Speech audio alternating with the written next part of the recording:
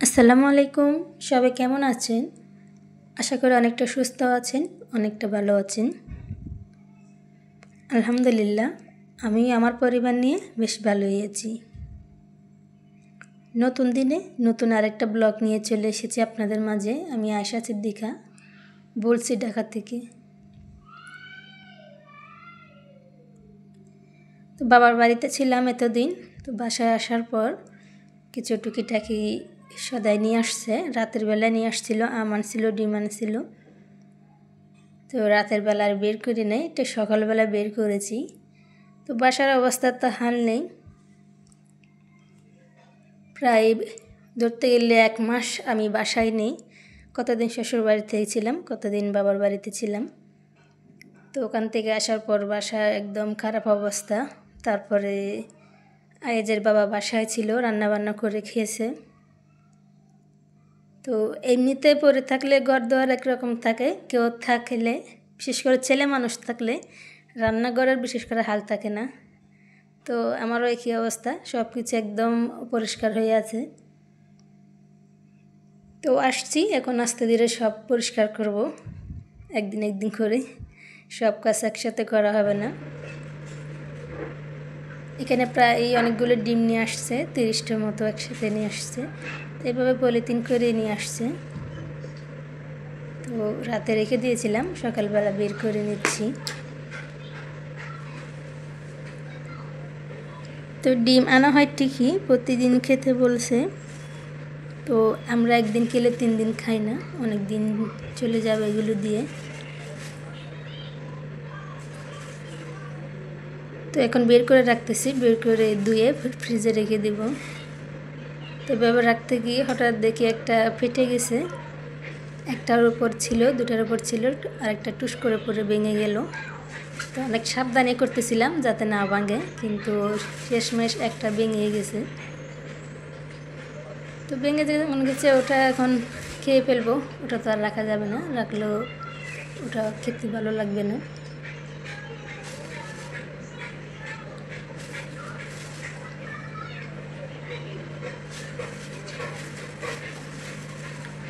এই যে আমার ডিমগুলো বের করে নেওয়া হয়ে গেছে, এখন অন্যান্য কাজগুলো করব। তো এটা বের করে রেখে দিয়েছি। সবসময় অল্প ডিমই আনে, এবারে একটু বেশি নিয়ে আসছে, কারণ একটু অসুস্থ আছি, বলছে প্রতিদিন ডিম খাওয়ার জন্য। তো দেখি কতটুকু কী খাওয়া যায়। তো বাবার বাড়ি থেকে আসলাম, কোনো কিছুই নাই, ফ্রিজ খালি। আদা রসুনও বাটা ছিল না, তাই রান্না তো করতেই হবে। তো আমরা আসছিলাম শুক্রবার দিন, এটা হচ্ছে পরের দিনের ভিডিও। রাতে কোনো মতে আলু ভর্তার ডাল এগুলো করে খাওয়া হয়েছিল। তো সকালবেলা উঠে যতটুকু রান্না করব অতটুকু আদা রসুন কেটে নিয়ে ওর এখন পেস্ট করে নিচ্ছি।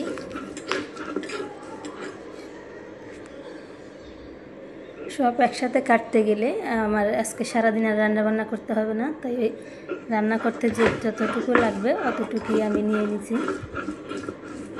এভাবে সব কিছু মিক্স করে নিছি। আদা রসুন একসাথে মিশাই নিলে হয় কি, যে আলাদা করে রসুন বাটলে তখন অনেকটাই পিছলা হয়, তো বাটা যায় না। তো আদা রসুন এভাবে মিক্স করে নিলে কিন্তু সহজে মিহি হয়ে যায়।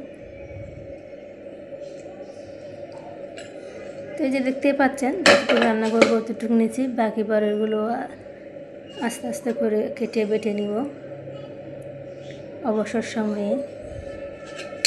তো যারা যারা ভিডিও দেখতে দেখতে এত দূর এসেছেন, অবশ্যই ভিডিওতে একটু লাইক দিবেন। যদি আমার ভিডিওর কোনো অংশ ভালো লেগে থাকে, চাইলে চ্যানেলটা সাবস্ক্রাইব করে পাশে থেকে যেতে পারি। তো বাটাবাটি শেষ করে এখন পাটা দিয়ে রাখতেছি। এটা আমি হচ্ছে ড্রেসিংয়ের উপরে রাখছি, কারণ বসে বাটতে গেলে অনেকটাই সমস্যা হয়, তাই দাঁড়িয়ে দাঁড়িয়ে যতটুকু পারি করি।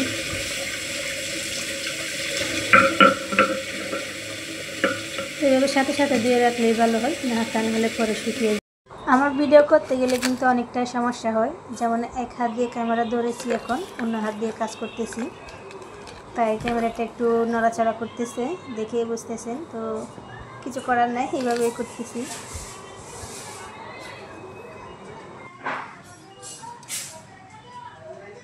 তো একলা একলা থাকি দেখে কোনো কিছু বানানো হয় না, নাস্তা বলে পিঠা বলেন কোনো কিছু একলা একলা করে খেতে ইচ্ছে করে না। বাসায় যদি মানুষ বেশি থাকে তাহলে কিছু একটা করলে সবাই মিলে খাওয়া যায়। তো একলা থাকি দেখে কিছুই করা হয় না। তো আজকে ভাবলাম তাহলে একটু কিছু করি, আমার যতটুকু লাগবে। তো পাউরুটি ভাজবো, তাই একটা ডিম ভেঙে নিয়েছি, সাথে কিছুটা চিনি লবণ আর হচ্ছে গুঁড়ো দুধ দিয়ে দিয়েছি, এখন মিক্স করে নিচ্ছি। তো এই আইটেমটা বিয়ের আগে অনেক পছন্দ করতাম। এই যে বললাম না, বিয়ের পর একলা একলা থাকি দেখে কোনো কিছু বানিয়ে খাওয়া হয় না। আমার ভাজাপুরির আর পিঠা এগুলোর প্রতি আলাদা একটা আকর্ষণ আছে খাওয়ার জন্য। তো একলা থাকি দেখে করি না, তাই খেতেও পারি না। তো যে এখন পাউরুটি দিয়ে এটি একটু ডিম দিয়ে চেখে নিব। অনেকে অনেক কিছুই বলে, আমরা কিছু একটা বলি না তেমন, এমনি পাউরুটি পোস্ট বলি। তো ডিম এটার উপর এপিট ওপিট মাখিয়ে তেলে ছেড়ে দিলাম। তো এটাতে আমরা কোনাও করতে পারি, হাতের কাছে ছুরি ছিল না, তাই এটা আমি পুরো পাউরুটি ধরে দিয়ে দিছি, কারণ ছুরি থাকলে ওটা কোনাকুনি করে দুভাগ করা যেত। হাতের কাছে ছিল না, যেভাবে পারি ওভাবে দিয়ে দিছি। একটু বেশি করে ছেঁকে নিলাম, কম ছেঁকলেও ভালো লাগে, কিন্তু ডিম একটু কাঁচা থেকে যায় ভিতরে।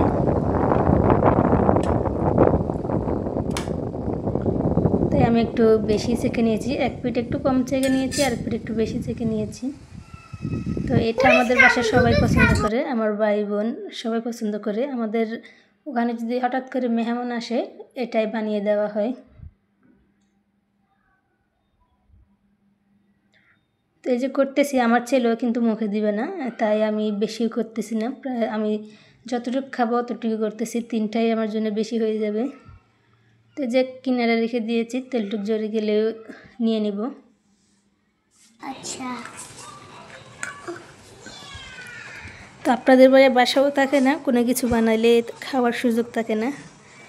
তো আমার কাছে জিনিসটা ভালো লাগে না যে একলা একলা করি, কষ্ট করে করার দরকার কি, তার থেকে না খাওয়াই ভালো, যা আছে তাই খাই বাসায়।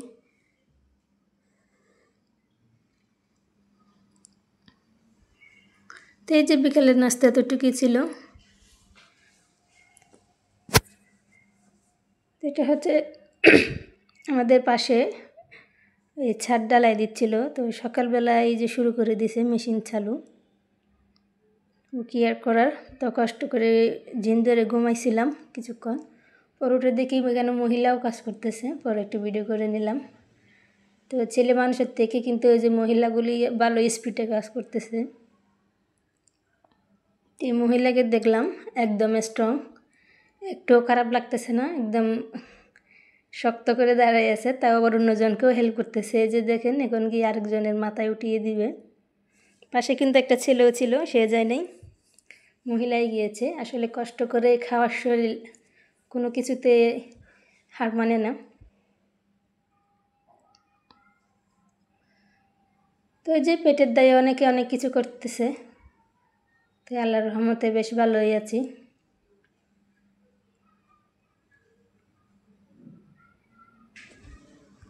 তো প্রায় অনেকক্ষণ দাঁড়িয়েছিলাম, দেখলাম কিভাবে কি করে, অনেকক্ষণ প্রায় দাঁড়িয়েছিলাম, ভিডিও করলাম তো বেশিক্ষণ হয়নি। তো এগুলো দেখতেও ভালো লাগে, তাই দাঁড়িয়ে দাঁড়িয়ে দেখতেছিলাম। আমার বারান্দা থেকে দেখা যাচ্ছিল, দুতলা থেকে। যে সকাল থেকে কিন্তু মেশিনটা চলতেছিল, এই দুপুর পর্যন্ত চলেছে, দুপুর 2টা পর্যন্ত। তো জানালা দরজা সব কিছু আটকে রাখছি, কারণ একদম পাশেই, তো পাশে বাসায় হচ্ছে ছাদ ঢালাই দিচ্ছিল, তো সব কিছু আটকে রাখছিলাম। তাও কিন্তু অনেক শব্দ আসতেছিল, অনেক বিরক্ত লাগতেছিল, কিছু করার ছিল না। তো মহিলাদের কাজ করতে দেখে বুঝলাম আসলে ছেলে মেয়েদের ভিতর কোনো তফাৎ নেই, ছেলেদের সাথে কাঁধে কাঁধ মিলিয়ে কত সুন্দর কাজ করতেছে। তাই ছেলে মেয়ে আসলে সমানই। তো এভাবে বাইরে গিয়ে এইভাবে কাজ করতেছে, তার মানে তো ছেলে মেয়ের মধ্যে কোনো তফাৎ নেই। তো যাই হোক, ভিডিও অনেক লম্বা করলাম, এতক্ষণ ধরে ধৈর্য ধরে আছেন, দেখতেছেন। তো যারা যারা এখনও পর্যন্ত ভিডিওতে আছেন সবাইকে জানাই অসংখ্য অসংখ্য ধন্যবাদ। কে কে আছেন এটা তো আমি আর জানি না। তো যারা যারা আছেন সবাইকে জানাই মন থেকে অসংখ্য অসংখ্য ধন্যবাদ। তো এভাবে পাশে থাকবেন। তো আজকের ভিডিওটা এই পর্যন্তই। ততক্ষণ সবাই ভালো থাকবেন, সুস্থ থাকবেন। আপনাদের সাথে দেখা হবে পরের কোনো ভিডিওতে। আজকের মতো এখানে বিদায় নিচ্ছি। আল্লাহ হাফিজ।